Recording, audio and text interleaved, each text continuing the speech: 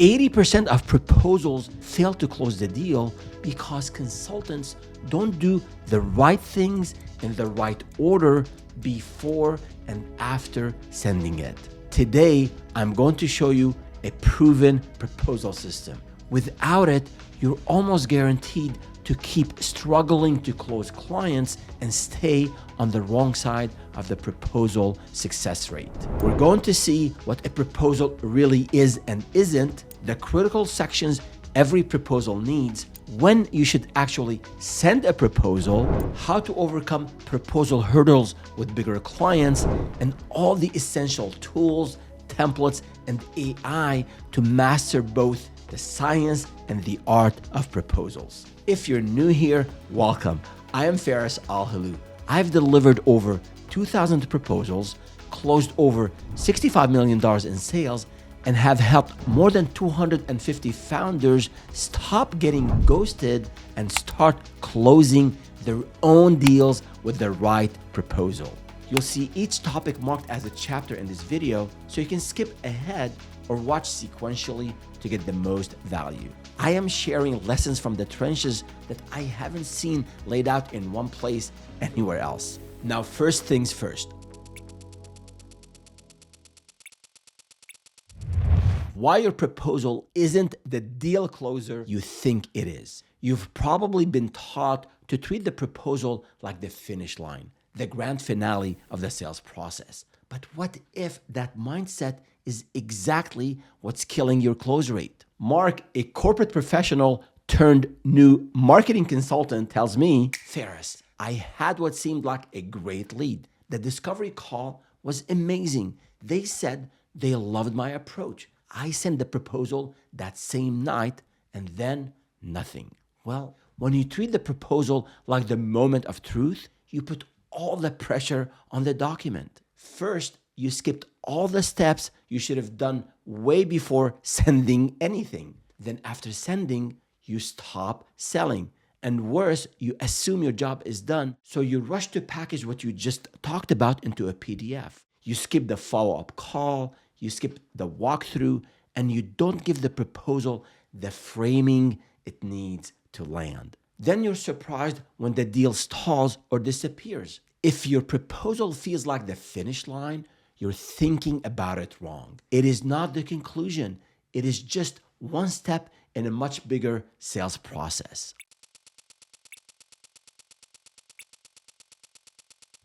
What a proposal really is and isn't. Thoughtfully crafted proposals matter because they clarify expectations, protect you when misunderstandings arise, and give you solid legal recourse if something escalates. But if your proposal isn't closing the deal, it might be because you're expecting it to do something it was never designed to do. What is a proposal actually supposed to accomplish? Mark, remember him? He sends a beautiful 14-page PDF, pricing, pitch, screenshots, breakdown. But he has no idea who's going to read it inside the company. A proposal isn't a sales pitch, and it isn't a pricing sheet. A proposal is a formal document designed to reduce friction for internal decision makers, especially the ones you never get to meet. Because here's the reality. Your lead might not even be the one reading the proposal. And if someone else opens that document with zero context, can they still say yes? Will it make sense? Or will it create confusion, hesitation, or a long list of follow-up questions that slow everything down? That's why you have to clarify one key thing. Who is this proposal for? Mark might be interacting with his main point of contact, a director of marketing or a social media manager, but behind the scenes, there are often several other stakeholders involved in the decision. In sales jargon, engaging multiple people inside the client organization is called multi-threading. And according to Gong's analysis of 1.8 million opportunities, the vast majority, 77% of successful deals are multi-threaded. I learned this the hard way. Early on when I was learning sales, I'd get an A+ from my main point of contact, and then the proposal would get rejected. I later would find out that IT or the CFO had not been consulted and had concerns we never addressed. So before sending the proposal, build strong relationships with all stakeholders who would be impacted by the project you're proposing. According to HubSpot, 82% of sales professionals see these relationships as the most crucial and rewarding aspect of the sales process. And when you establish rapport with your main point of contact, fish for or gently ask how the company makes decisions, who approves what, who else needs to weigh in, what do those stakeholders care about. Then make sure your proposal answers their questions, because once a proposal gets passed around internally, and that is the default for most businesses beyond the very small ones, it needs to stand on its own and answer the big questions without you in the room. Better yet, try to meet them directly and address their concerns in real time.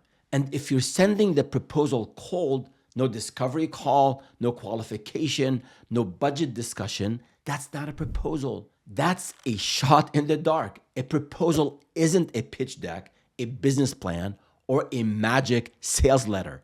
It's a mid-funnel document designed to help decision makers say yes without confusion, risk, or surprise. And ideally, you've already socialized, hinted, or discussed the key elements of the proposal: scope, timeline, pricing, and terms before the proposal ever lands in their inbox. Because the more they've reacted to these pieces earlier, the fewer surprises, objections, and stalls you'll face later. Before we move to the next part of this video on the critical sections that every proposal must have, I have a couple of related pro tips. Pro tip number one, a question I get: in a sales context, what is the difference between a proposal and a contract? A contract is a legal agreement that outlines what you're delivering, what the client is paying, and all the terms governing the relationship. In many cases, proposal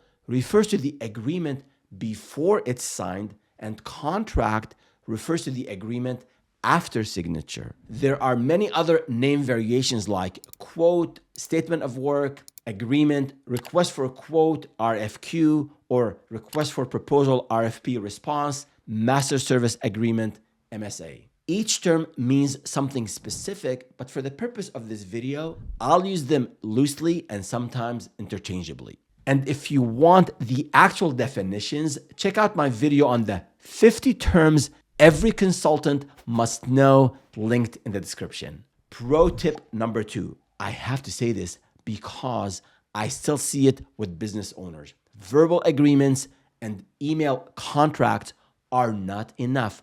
Please, when money is involved, do yourself a favor and put everything in writing. Even if it's a friend, even if it's family, even if it's repeat work.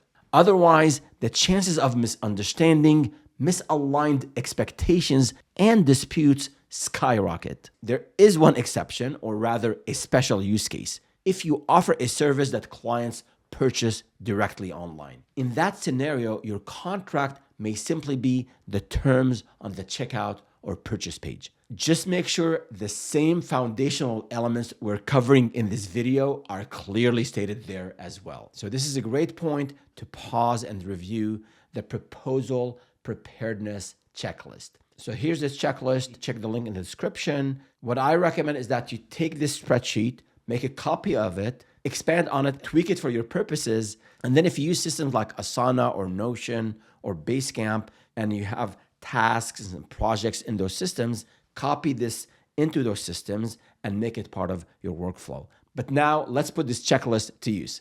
So number one, qualifying the lead, we sure have. Okay, I'm gonna check it off. Conduct discovery, we've done that. Socialize pricing, we've done that as well. Confirm scope clarity. I want to spend some more time on this later in the video, so let's keep this unchecked. And then number five, identify all stakeholders. We know that Mark did a great job in establishing rapport with his main point of contact and has addressed all the concerns, the issues, the questions that the stakeholders have. So let's check this one off. And you'll also see here that I have links and resources for you in case you're new to sales and you're not sure how to qualify or how to conduct discovery or how to socialize pricing. So make use of these links at your own convenience. All right, so we checked off some key items in the checklist. And now let's go back and work on winning more proposals this year.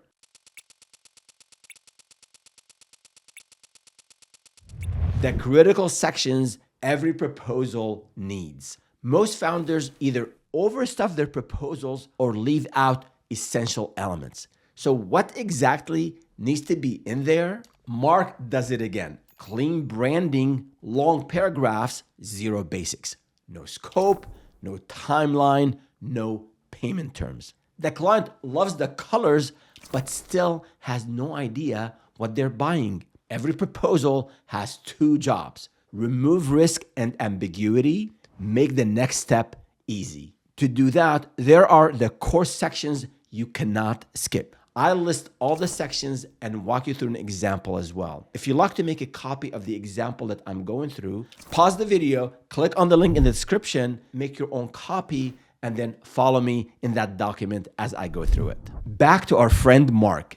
He took all the lessons we cover in this video, and this time he built a proposal the right way. Here's what his winning proposal looks like. He has a client called Brightwave Health in the healthcare services industry. And the engagement is a social media audit and strategy and some training. And if you're planning on using this example, make sure you copy it and paste it into your own format and into your branded document. The first section, a clear executive summary of the issue and your proposed solution. Let's see what Mark has done here. So he mentioned they have a strong reputation in patient care, and then he identified some of the issues they're facing in social media: inconsistent posting, low engagement, all that good stuff. And then to address these pain points that Brightwave Health has, he says, I propose a structured engagement focused on a comprehensive audit, some benchmarking, and then the rest of his solution. Notice how he has it here. The outcome,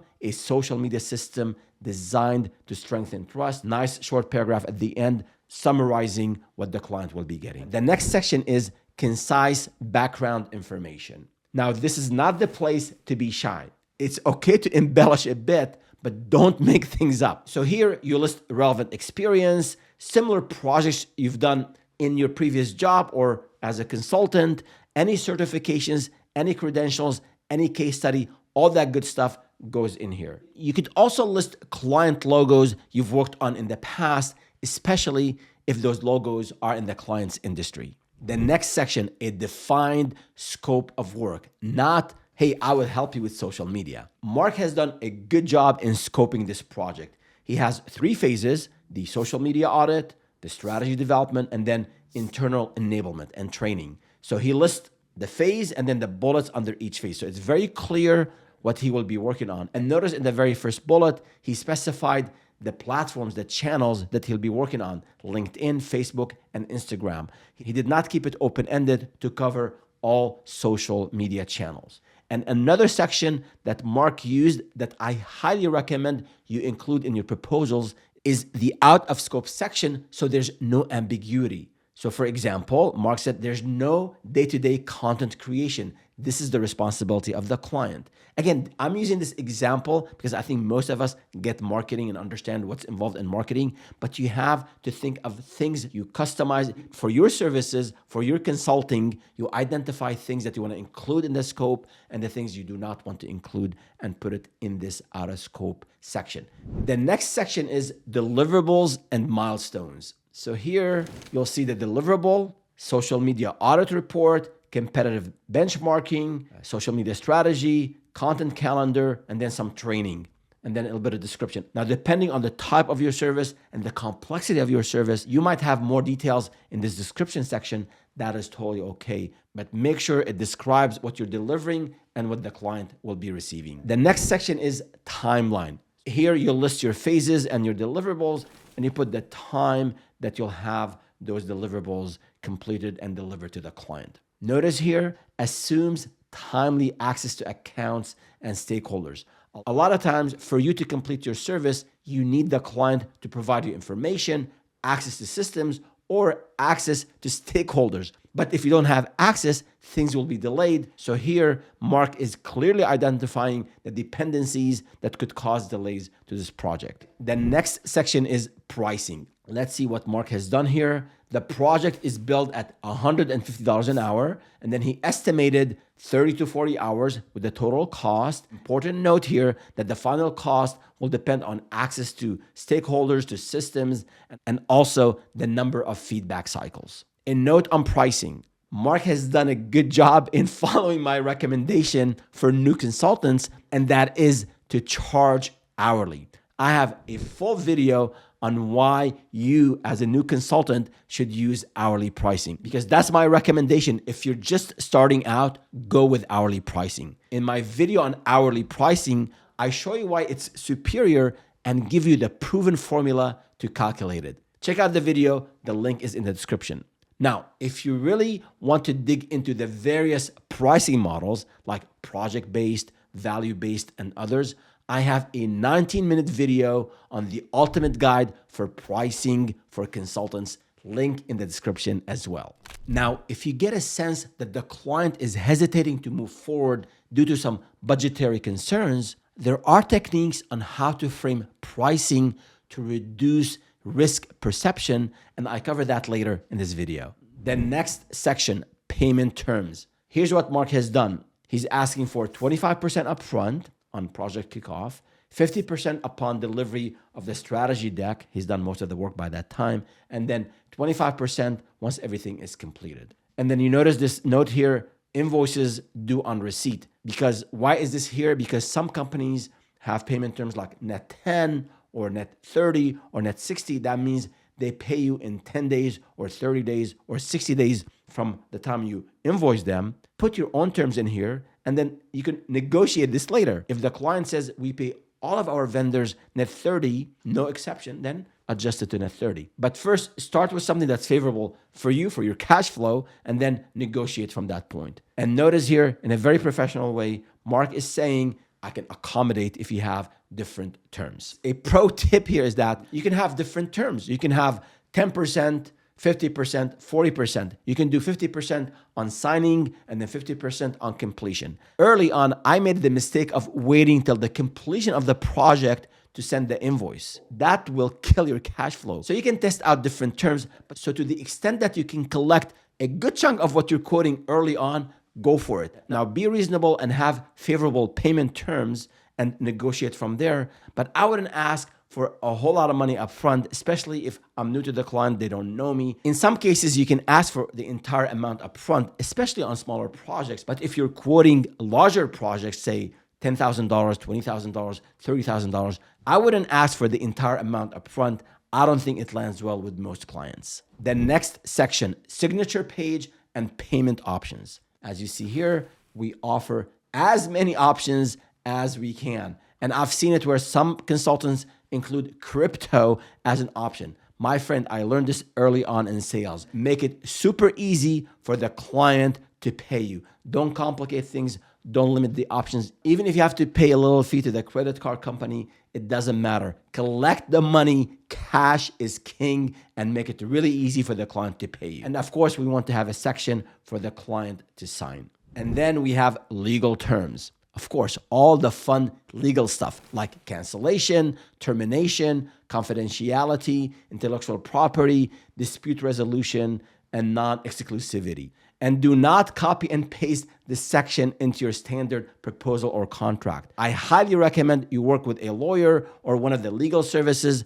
to have a master set of terms that you can plug and play in your own template, and these terms will protect you and will become handy when there are issues between you and the client. We hope that there will not be any issues, but trust me, things will come up and you want to be protected. And if you're not sure how to work with lawyers and how to choose a good attorney to work with, check out the video I have linked in the description. So these are the must-have sections. Everything else, long case studies, detailed bios, visuals, or a supporting appendix, they can help, but they're not required. And in many cases, they actually hurt the proposal by burying the most important information. Of course, you can include an appendix or a separate supporting document when needed, but keep the proposal itself simple and scannable.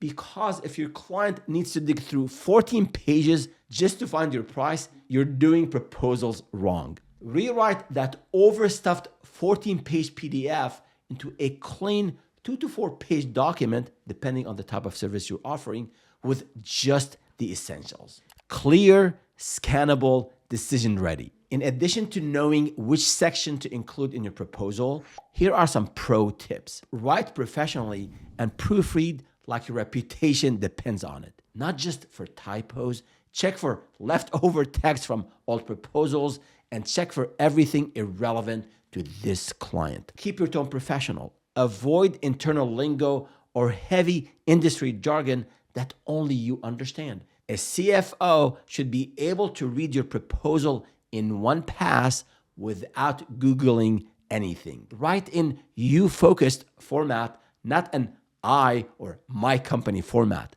The proposal should speak to your client's goals, their challenges, and their outcomes, not your resume. When you're done, prepare the email that goes with the proposal, leave it all for an hour or overnight, then read the email and the proposal slowly before sending. Even if you're the incumbent, even if the client loves you, you never know who else will see the proposal. And if you're looking for a sample email on what to say when you send out the proposal, check out the link in the description. I have one just for you. Pro tip number 2, be crystal clear about scope.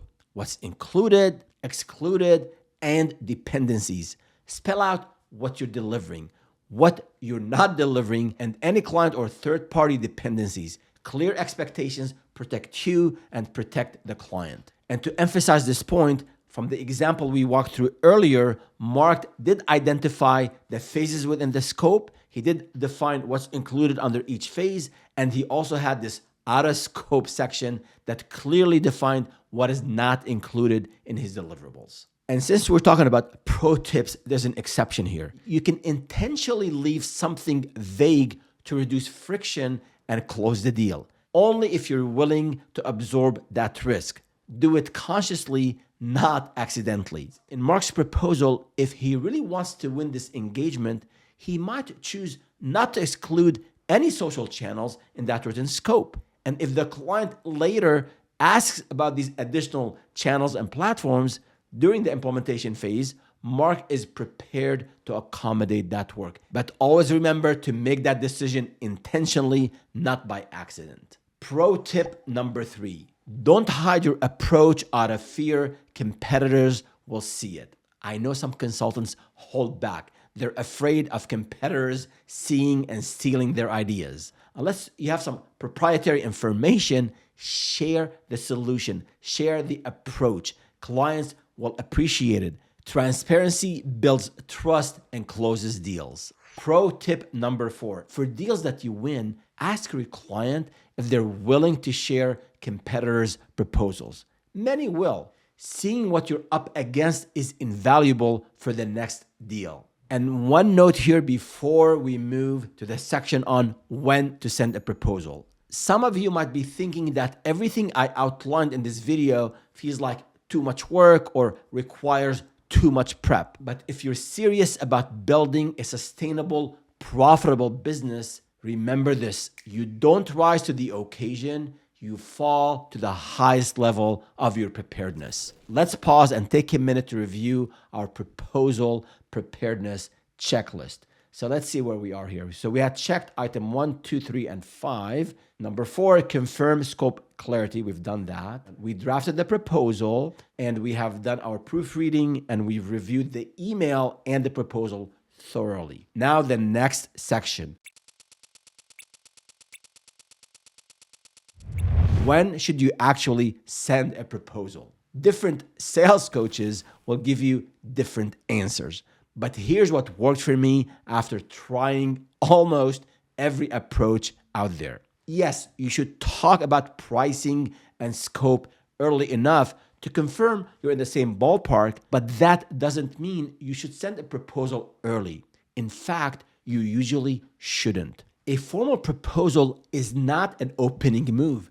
It's not something you send right after your first call or your first meeting. And it's definitely not something you send before you understand the client's real problem, budget, timeline, decision makers, and constraints. In most cases, the right time to send a proposal is during the education or evaluation phase of the sales funnel, and certainly before you enter negotiation.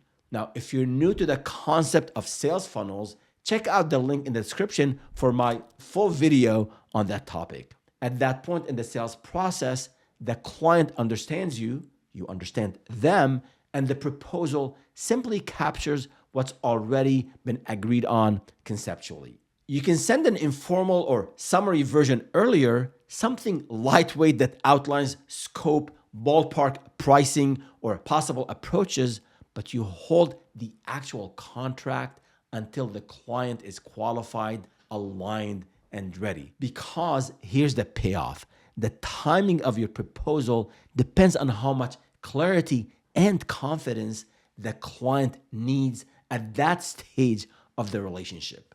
Use your judgment. Some clients need structure early, others need trust before paperwork. Your job is to feel the energy in the room and only send the formal proposal when it will move the deal forward, not slow it down. And if you're new to this whole sales thing and you're not sure yet how to make that judgment, that's normal. It's part of the process.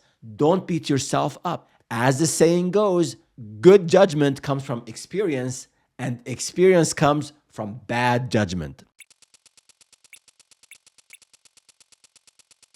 The next section, how to avoid getting ghosted after sending your proposal. You've sent your proposal and now silence, nothing. So what's actually happening in that black box between send and signed? Here's the thing. If the proposal is the first time they're seeing the price or all the dependencies or the timeline, you've just killed momentum. Cold numbers create cold feet. A proposal should confirm what you already discussed, not introduce surprises. That's why socializing price, scope, and schedules early matters. Preview it on a call, share a range, ask for their reaction, make sure they understand what the investment might look like. Then when they open the proposal, they nod. They've seen this before. They're not shocked, they're aligned. But here's the second big mistake: sending the document with no follow-up plan. Let's examine what Mark did. He sent a proposal, then followed up with, hey, just checking in. No context, no recap, no next step. It reads like desperation, not leadership. If you don't schedule a walkthrough, do not expect action. People are busy and proposals get lost in inboxes. The real issue is timing and context. A proposal sent too early without socialized pricing or scope and no guided follow-up almost guarantees ghosting. And I don't want you to be ghosted, so here's a follow-up framework. Use this flow to keep momentum alive. First, double check that you have all the information you need to develop a proposal and that you've shared all the key elements of the proposal with the lead so there are no surprises in the document they'll receive. Then tell them when to expect the formal document. Set the expectation up front. Next, gently recommend a walkthrough. Some clients insist on reviewing the proposal alone first. Others prefer a meeting. This is where deals are won or lost. If new stakeholders are involved, offer to meet them beforehand. Understand their needs so nothing in the proposal surprises them later. Follow up after the walkthrough with any clarifications or additions. Continue adding value during the decision process. Think industry insights or maybe relevant articles, not spam. This keeps the deal warm and shows leadership, not neediness. And keep in mind that 80% of successful sales require 5 to 12 follow-up attempts. And if you're looking for sample follow-up emails, I have it linked in the description. A pro tip here: Not every client will agree to a walkthrough, but it is my preferred approach every time. Why? Because a walkthrough lets you summarize and confirm alignment on the client's problem and your proposed solution. But when you do the walkthrough, don't read the proposal word for word. You'll put the lead to sleep. Ask me how I know. I did it once. In this walkthrough, you can also answer questions in real time. You can pause for reactions and read body language.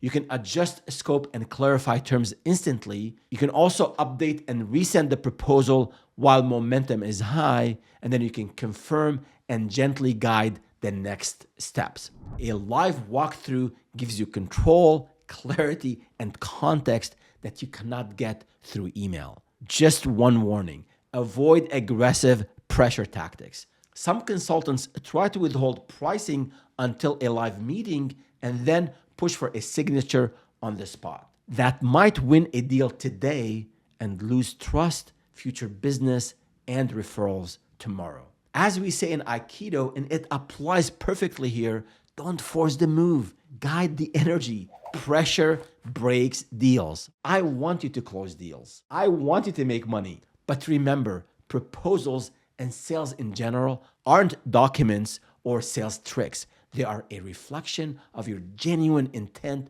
to solve a client's problem. A quote I read years ago sums it up perfectly. If your intention is flawed, the best technique in the world will not save you.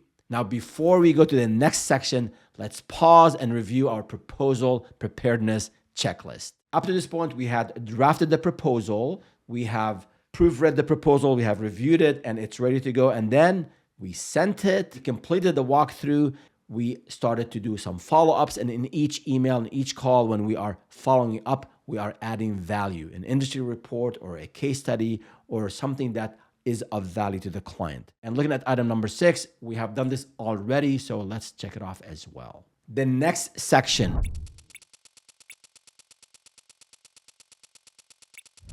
Which parts to templatize and which to personalize. You want to save time, but you also want to stand out. So which parts of the proposal can be copied and which parts must be handcrafted? Let's go through another scenario for Mark. He drops his client's name into an AI-generated proposal and sends a polished PDF with generic phrases like your organization and our proven framework, but zero reference to the client's goals, industry, or language. It looks clean, it reads empty. In the age of AI, people can smell templates. And to be clear, I am not bashing AI here. I have a full section later in this video on how to leverage AI the right way. What I mean is this: you don't have to write everything from scratch, but you do need to know what deserves standardization and what demands personalization. I was hesitating to show this example because it's very sloppy, but I wanted to see what's good and what's bad so you do what will close you deals. This sloppy proposal will not. And here's what Mark, before he learned about writing winning proposals, he sent this very short overview, very generic and high-level scope, and then pricing. Our rate is $150 an hour, probably around 15 to 40 hours total. Huge range. And then we'll figure it out as we go. And then payment, Zelle me or PayPal me. About us, we're great. And then next steps. So why is this proposal terrible? No clarity, no client context, no problem definition, no deliverables, massive scope creep landmines, vague pricing, zero professionalism,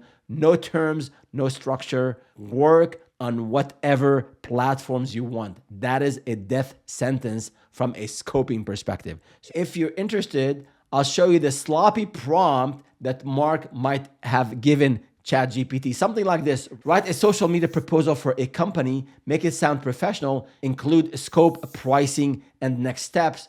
My rate is $150 an hour, keep it short. This is a very sloppy prompt. Before the end of the video, I'll give you a copy of a very detailed, very thoughtful prompt that will help you generate winning proposals. So do not follow this sloppy prompt or this sloppy proposal that we just walked through. So what to templatize and what to personalize? Let's go over this now. Templatize. These pieces can be and should be repeatable. Your structure, the sections you include every time. Your graphic identity and brand style. Consistency here builds trust. Your legal terms, your payment terms, signature blocks, cancellation, confidentiality, all that good stuff. These save you time and reduce errors, so use templates here. Now let's talk about what to personalize.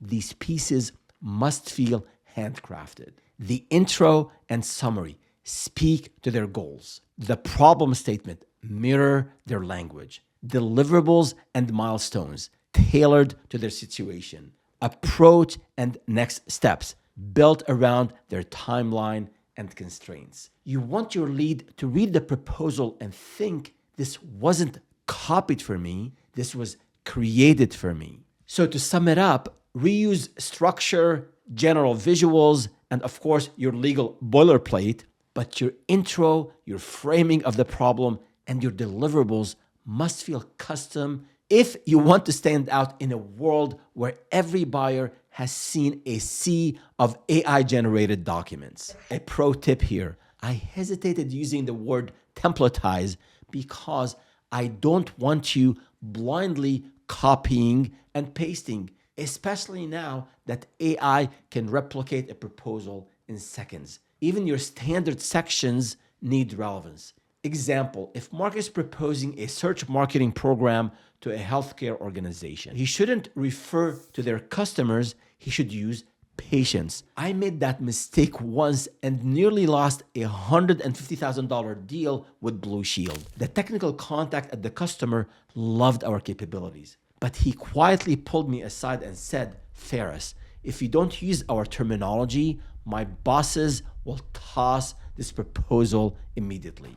I got lucky that time and learned an important lesson. Templates are fine. Templates without context, that's what kills deals.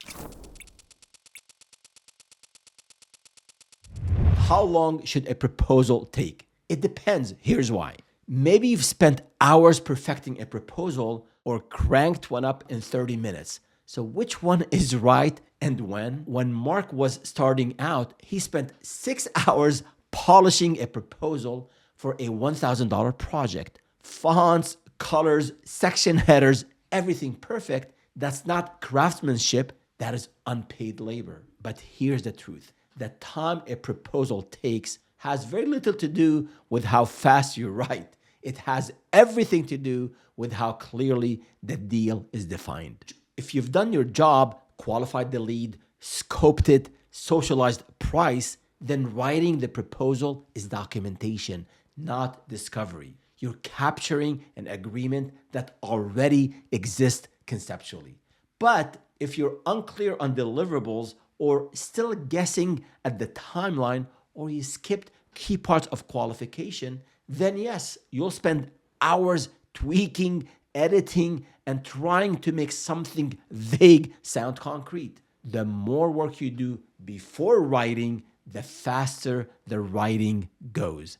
So here's a rule of thumb. A solid proposal can take anywhere from 30 minutes to a full day, depending on the deal size and the complexity of the service, the clarity you've created in discovery, and how well defined your offer already is. A pro tip, don't write proposals during your prime sales hours. Proposal writing is a sales activity, but it's not a prospecting activity. If your peak prospecting window is 9 a.m. to 4 p.m., that's when you should be emailing, calling, following up, attending events, and staying visible. Use early mornings, late afternoons, or quieter blocks for writing proposals. Protect your revenue generating hours for actual selling. The next section, AI and the tech stack that saves hours and boosts conversion. Proposal writing and follow-up don't have to be painful. The real questions are, what tools speed things up without sacrificing quality, and what tools give you visibility into what happens after you hit send? Well, let's jump into these tools. The first category is tools that speed up developing the proposal document. And I'll start off with low-tech and effective templates. Start simple. Have branded templates or boilerplates in Word, in Google Docs, or even PowerPoint, Google Slides, or Canva. You build them once, make them clean and professional, and reuse them for each pitch. Templates save time and ensure consistency. And you can take the example proposal I walked you through earlier and make it your own. Just click on the link in the description. Next, proposal-specific tools. Platforms like Proposify, Proposally, and others, and I don't have any affiliation with any of them, but these platforms offer drag and drop proposal builders, built-in templates, integrated pricing tables, approval workflows, and tracking and analytics. I've also seen excellent proposals created in Loom and Gamma. Many of these platforms have free trials and low price entry points, and some now include AI assistance and integrate directly with CRMs. Another option to speed up your proposal creation: AI tools you customize for your business. This is where things get powerful. First, leverage your AI tool of choice, ChatGPT or Gemini or Breeze within HubSpot, whichever tool you prefer. These tools will help you generate a solid proposal template. Here's a detailed prompt to use. Now, you can use this prompt the same way we all prompt generative AI. I need you to draft a professional, client-ready proposal for a social media audit and strategy engagement. Of course, you replace social media audit here with the service that you offer. Use the structure below and write in a clear, concise, you-focused tone, and then I'll provide you all the context. So this is a very detailed prompt. So of course, you have to replace what I created for Mark with what you have for your business, the services you offer, the name of the client, your hourly rate, all that information that is specific to you and to your client has to be entered. But when you have it all here in this thorough prompt, you can then copy and paste and plug it into, again, Gemini or ChatGPT or whatever tool that you use. Notice that in addition to the sections of the proposal that we covered and we said we must include, I also gave this prompt the tone and style, right? And I gave it some final instructions so that the proposal will come out the way I want it every time. So make a copy of this document, customize this prompt to your services and to your clients, and then plug it into your AI tool of choice, and you'll have a very solid proposal. Of course, proofread it before you hit send. The next option here is more elaborate, but more powerful. What I've done here is that I've taken this entire proposal generation process and I've basically wrapped it up in a custom GPT that you can use. So instead of entering that humongous prompt into ChatGPT, you're going to access my custom GPT, and the custom GPT will ask you a bunch of questions and populate your answers into the proposal that it generates. And I called my custom GPT the sales proposal generator. And you can have access to it by clicking on the link in the description. The example I'm about to show you was built in ChatGPT. Other tools have similar functionalities like Gems in Gemini and others. Here's my sales proposal generator, a custom GPT. You come here and say, build a proposal for my client. It's going to give you a quick introduction on what it does and what information it needs. So for example, if you have a document with the description of your services, if you have a pricing sheet, some past proposals, case studies, testimonials, brand or tone guidelines, if you have all of some of this information, uploading these early will help this custom GPT tailor the proposal exactly to your business. Even if you're just starting out, you should have some of this information readily available. See at the bottom, you can add files here. If you have it in a Google Doc, you can copy and paste the text here. This is the beauty of this proposal generator. It's going to ask you, like this example, if you already have notes from your client discovery meetings, you can just say yes, and you can copy and paste. If you say no, it will help you build your proposal one thing at a time. So there will be a series of questions my sales proposal generator will ask you. So your company name, the industry, the company size, and then it will ask you about the client. It will ask you about the problems, the pain points. It will ask you about your pricing, everything that is needed to create a winning proposal.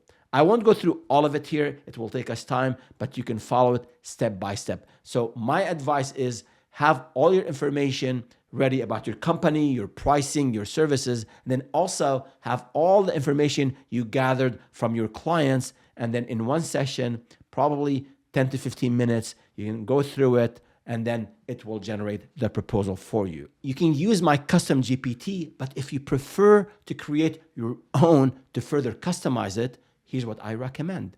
Build your own custom GPT or use a tool like Google's Notebook LM. So let me walk you through both of these. You can create your own custom GPT within ChatGPT. And after you click create, you get to here. You can configure it the way you want. You can give it whatever name you like and a description, and then you give it the instruction. You try to read this here in this screen. I've copied and pasted this set of instructions into a Google Doc that you can also make a copy of and use for your own purposes. So you take these set of instructions, you can upload files here one time. This way you don't have to upload them every time. That's the beauty of having your own custom GPT, is that you can upload files and provide information that is very specific to you. So in this section here, you can upload a list of services and a description of your services, pricing information, past proposals, case studies, testimonials, and anything that you might use in a proposal in the future. Put it in here, and once you save it, it will be saved in your own custom GPT. And to make it easy for you, in our proposal toolkit, you go to the links and AI prompts, and you can see the entire set of instructions that I used to build my sales proposal generator. So you can go in here and customize it to your liking. So I'm telling it, ask me about the company basics, ask me about the goals and the objectives of the client, ask me about the challenges and pain points that I gathered during discovery. So when I set it up once in this custom GPT, it will prompt me for those questions every time I go back and I start building a new proposal. So all that is available for you. You can copy and paste, tweak it, refine it, customize it, and then plug it into your own custom GPT. In the same category of building something custom, you can leverage Notebook LM. And I have it here on the screen where you can use the same concept that applies in building a custom GPT. Here in Notebook LM, you can add sources by clicking on Add Sources. You can upload files, again, about your pricing, your background, case studies, whatever information you think will be relevant to a proposal. Upload all that in here. You can upload things from Drive, from public websites. You can copy and paste text. All of that goes in here, and then Notebook LM will use your content, will use your information to generate the proposal for you. I'll include a link to this Notebook LM so you can make a copy for your own purposes and use it to create very solid winning proposals. Tools will of course evolve, but the principle stays the same. Build your proposal system once, improve it continuously. And note that some of these tools I mentioned require a monthly fee, but it's worth it. And you'll get access to higher limits and to more advanced and useful features. Now, everything I covered in this section on tools has been about speeding up the proposal creation process. This next category is on tools for visibility, because you need to know what happens after you click send. Proposals without tracking are like messages in a bottle. You have no idea if they were found, skimmed, or ignored. You want to know, did the client open it? Which section did they hover on? And did they share it internally? This allows you to follow up intelligently, not blindly. Many proposal tools like Proposally and others include automatic tracking that answers these kinds of questions about how your proposal is or isn't being read. But if you're not ready for those platforms, you still need a simple system. Track when the proposal was sent, record follow-up dates, make a note that on such and such date, I'll email a case study, and then I'll follow up with a phone call. This way, you know exactly what to do next, so no guessing. Another thing you should be doing is to capture all feedback, all concerns and all reactions. Note every stakeholder that is involved. Pro tip number 1, no matter which route you end up taking, at a minimum, use an e-sign platform. This way, you streamline the entire deal process. There are plenty of inexpensive tools available, and even Google Docs now has an integrated e-sign feature you can use. Pro tip number 2, if you're just starting out, you may not have a full CRM, that's fine, but you can use my DIY CRM worksheet linked in the description to track every lead, every proposal, every follow-up, and every outcome. Why? Because I want you to build the tracking muscles. No tracking, no sales. I want you to track your close rate. I want you to analyze every win and every loss and improve each proposal based on real data, not guesswork. In the beginning, you can look up industry benchmarks for close rates, but honestly, those numbers aren't very useful at this stage. And the gurus who claim you should be closing every deal, that is a disservice. It sets you up for frustration and burnout. It's like expecting someone to perform at a 4th degree black belt level when they've just stepped on the mat for the very first time. So yes, you'll start with zero data, but what matters is your data, not industry averages. As you begin to submit and track proposals, you'll grow that tracking muscle. And that muscle is what transforms inconsistent sales into a predictable pipeline. Before we go to the next section, let's pause and review our proposal preparedness checklist. And here, step 12 and 13, close or revise deal. So if the client signs that document, you close the deal, congratulations. If not, you can revise it and send another proposal, but you can check this one off. And then of course, log your proposal data, outcomes, client's feedback, competitive information. All of that is relevant for future proposals. So log it into your CRM, or if you're using my worksheet in that DIY CRM, log it there and use it for future references. All right, we checked them all off and we won that deal. Now the next section. What most new consultants get wrong and what I learned after 2,000 plus proposals. If I told you I used to close 1 in 10 deals and later improved to 1 in 3, would you want to know what changed? I hope you do. Mark sends long, detailed proposals to every lead who fills out a form. No qualification, no alignment, no discovery. Just spraying proposals and praying someone says yes. I made the same mistakes. I sent beautiful proposals to bad leads, and I assumed the document would close the deal for me. Eventually, after tens of failed proposals, yes, failed proposals, that's the reality when you start out, I learned 2 key lessons. 1, qualify harder. Qualification is a skill, and it gets easier with practice. But here are the signals you should look for before investing time in a proposal. You're solving a real problem, not a vague curiosity or a nice to have. There's budget alignment. Your pricing and their willingness to pay are in the same universe. There is timeline urgency. The client has a reason to move forward now, not someday. You understand the buying process, who approves what, who the decision makers are, and how decisions get made. Not every lead deserves a proposal. Focus on the right buyers, not all buyers. If you want a deeper breakdown, I have a separate video on the 5 buyers to avoid. The link is below. The second lesson I learned is about psychology, risk reversal mechanisms. A lot of founders underestimate how much psychological risk blocks buying decisions. High closing proposals address that risk directly. Put yourself in the buyer's shoes. What would give you more peace of mind before signing the dotted line? Here are a few mechanisms that reduce perceived risk.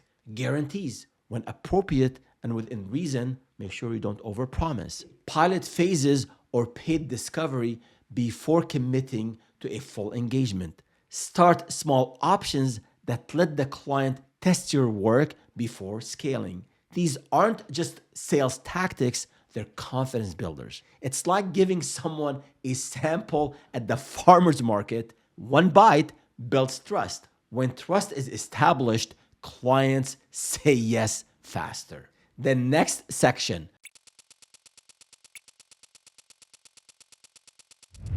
B2B and larger organization considerations. When you start selling to medium and large businesses, I want you to be aware of 3 hurdles that almost always show up, and each one can slow down a deal if you're not prepared. Bigger companies almost always involve lawyers, sometimes early, sometimes right at the end when you think you're about to close. Either way, legal reviews, slow signatures, it's normal. And yes, there are times when you may need a lawyer to negotiate language with their lawyer. Factor that into your timeline and budget. Hurdle number 2, large companies often can't start a project or pay you until a PO is issued. This can take days or weeks depending on how busy their procurement team is. You may find yourself politely chasing the PO so you can start the project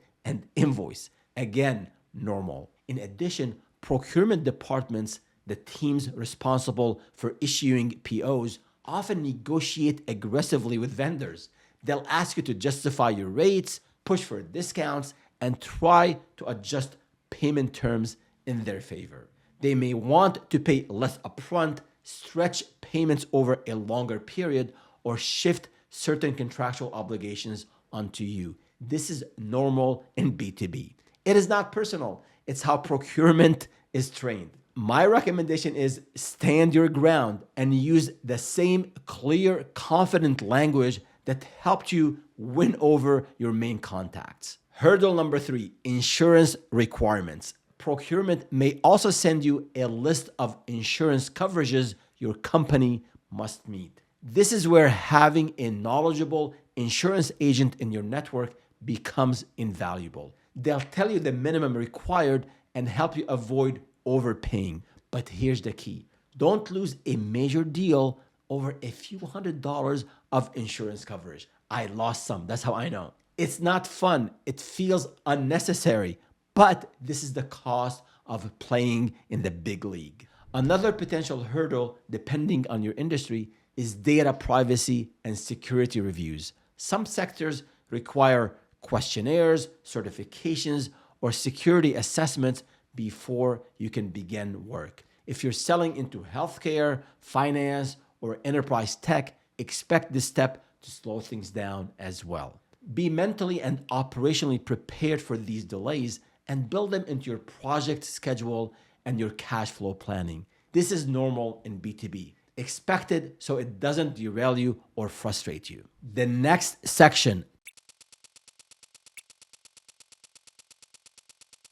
time kills all deals. I want you to internalize this. Time kills all deals. Just because you had a great conversation, just because the lead seems engaged, does not mean they will sign and pay. Deals die in the gap between enthusiasm and action. Clients get busy. They get cold feet. Another vendor swoops in with a discount. Their boss changes priorities. Life happens. That's why you need a rule to control your own speed. Use my 2-1-2 rule. The last 2 in the rule is to send the proposal within 2 days of gathering all the information and committing to the client that they'll be receiving a proposal. See the video in the description for the full details on my 2-1-2 rule to close deals faster. Once you have everything you need to complete the proposal, move fast.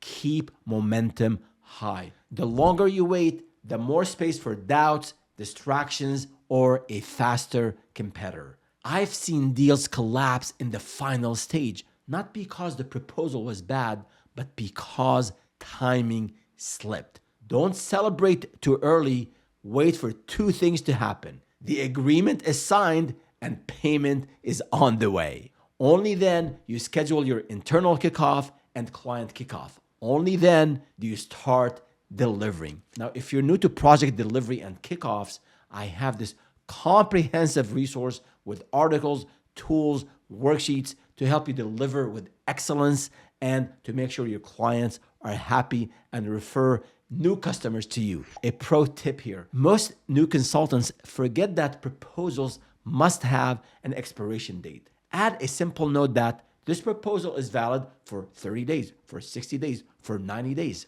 It creates a gentle sense of urgency without coming across as pressure. And if the client asks why, the explanation is straightforward. You're running a professional organization. You need to plan your workload, and pricing and availability may change over time. An expiration date protects your time and sets the right expectations from day one. The last section. You won't win every deal. In archery, we say not every arrow hits the target, even with perfect aim. Sales and proposals work the same way. Even when you master objection handling, even when you do everything right, you won't win every deal. See, industry close rates are typically below 30%. Your job is to do everything within your control to improve that number. And that includes learning how to handle objections like a pro. For example, a client might say, "This is too expensive." Show what makes you different. Offer a phased start if needed. The client might say, "Can we reduce the scope?" Absolutely. Realign on priorities and present a lighter version that still solves their core problem. Or they might say, "We need to think about it," or "We're comparing with another vendor." Ask what criteria matter most. Address concerns directly and reinforce why your approach solves the problem more effectively. Objection handling is essential, but even with perfect execution, some deals still won't close. Sometimes the timing is bad. A budget freeze hits. The decision maker is out on leave. A new stakeholder steps in and wants to reevaluate everything. There are always factors outside your control. So while I want you to take every proposal seriously, I want you to compete hard and learn from each win and from each loss. I also want you to keep perspective. Not every loss is your fault. And there's the flip side. Sometimes luck works in your favor. A past lead suddenly gets budget approval. A client reaches out and says, "We're ready, send the proposal today." Maybe it's the end of quarter or the end of year and they need to allocate money quickly. When that happens, say yes, draft the proposal and close the deal. These cases are outliers, but they happen. And I want you to be aware of both sides. The losses you couldn't prevent and the wins that appear out of nowhere because you stayed visible and credible. Admiral William McRaven says that success doesn't belong to the fastest, the smartest, or the strongest. It belongs to the person who stumbles, falters, fails, but keeps moving and never quits. That is the exact spirit you need in your sales process. I stumbled and you'll stumble. I've had more proposals rejected than I care to remember, and you'll get some rejected too. But if there's one thing I want you to take from this video, it is this: keep moving and keep learning. To support you even further on your sales journey, watch my video on the ultimate guide to sales funnels for consultants. I walk you through the entire funnel stage by stage so you know exactly how to attract leads, nurture them, qualify them, and guide them all the way to a signed contract. That way, you're not just improving proposals, you're building a system that keeps moving forward and never quits.